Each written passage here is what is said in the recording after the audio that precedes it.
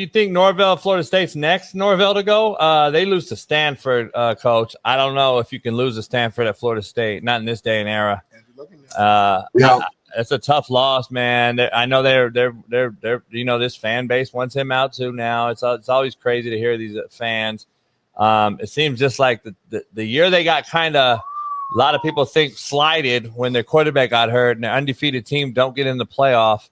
It just seems like that blowout to LSU in that bowl game where they didn't even show up, and it kind of catapulted into today, like current day. Like they got the next year they were bad, and then this year they beat Bama, and then really look at them again since. Like it seems like that one set of events kind of triggered this, and I've been saying that for a couple of years now. It's crazy how it's lingered on.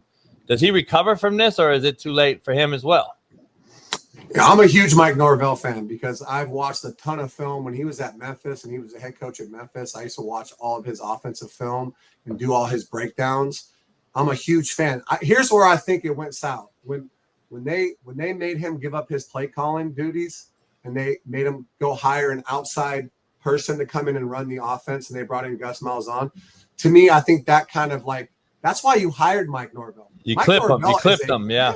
You clipped him, and you basically cut his legs off underneath him. He is a great play caller, and he's a great designer of offensive football. They went undefeated, and they lost. And yeah, they got blown out in the playoffs, but they went undefeated as him as a play caller. They had one bad year as him as the play caller, and they took it away from him. Like, why? You gave him all this money. Like, that's why you hired the guy. You hired him because he's a great offensive mind.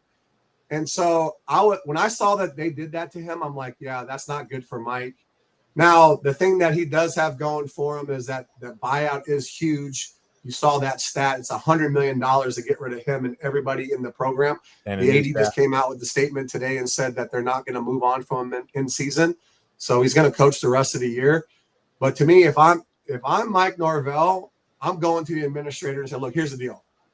I want to call plays the rest of the year. Whatever happens after this stretch, then you can judge me on that. And if you don't like it, then we can mediate the buyout. But at the end of the day, if I'm going to go out, I'm going to go out calling the plays. I'm going to go out designing the offense. And Gus Malzahn's a really good football coach, don't get me wrong. But they hired Mike Norvell because Mike Norvell is a great offensive mind and won a bunch of games at Memphis and then won a bunch of games at Florida State. Yeah. And then all of a sudden they had a bad year and they took it away from him. So that to me was a sign that, hey, things aren't good down there in Tallahassee. Let me ask you an administrative question before Smitty dives in. You got an agent, you got a big time agency. Have you seen or are you familiar with like these guys getting jobs and losing them during their run at their respective school? Meaning like Matt Rule has a horrible loss this past weekend. His name was up for everything, right? Penn State and all these other names you hear. Obviously, UNLV gets waxed by Boise State. Does that hurt guys like these guys that are possibly in consideration for some of these big jobs? Are they? Because every day is an interview. Obviously, we're being interviewed every day on the job. Does it hurt those guys? Does Matt Rule and UNLV? I fuck his name. God damn, I always forget his name. What's his name at UNLV?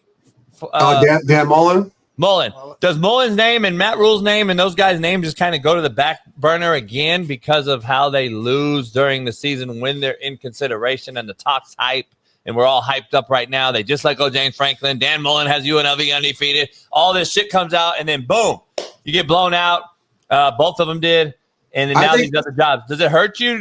Have you noticed? Yeah, it doesn't help that you lose a game, but it depends on how you finish the season. Like if Matt loses a game or Dan loses a game to Boise State, but then he wins the next 3 out of 4, then that narrative stays hot. But if you lose 3 in a row, then it starts to tank. Kind of like I think the DC at Florida State, right? He's a UCLA guy, right? Tony White, I believe, and yeah, I think Tony probably wanted that UCLA job, right? He did, yeah.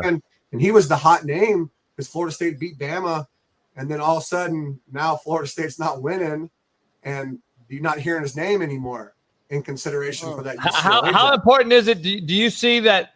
Do you see like, or not? Do you see? Do you know? Are there? Because I know we've always heard most of these jobs get. We got our guy before Thanksgiving. If there's a job opening, say Penn State, I'm sure Penn State has a short list already, and they want their guy, right, regardless of being named or not, by Thanksgiving. That's just kind of how it is because the recruiting season is there, right? We got to get there before Christmas.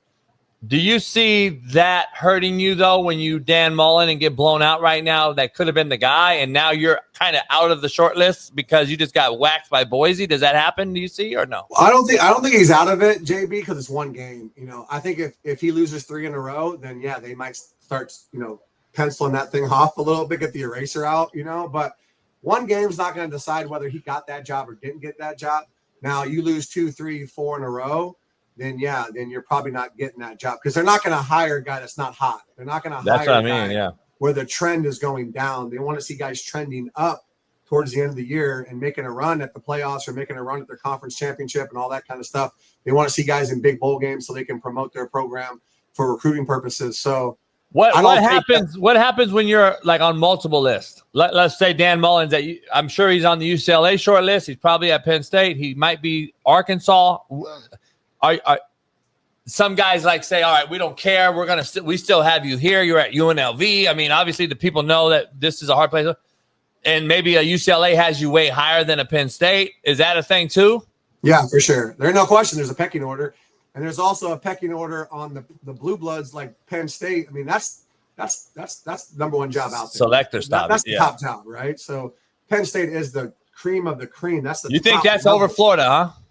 I think so. I think it's Penn State then Florida, in my opinion.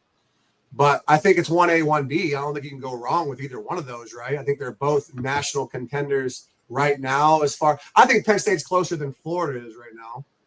But you also have the recruiting base of Florida, which is unbelievable, right? You don't have to leave your backyard. Yeah. You can throw a rock 50 feet outside your window and you're going to hit a ton of 4- and 5-star recruits, and they got money, they got supporters, they got history, they got tradition, they want to win. So I think it's 1A and 1B. I think Penn State is obviously 1 right now just because of where they've been the last couple of years and the upper echelon of the wins they've had. But Florida to me is like 1B. You can't go wrong with either one of those.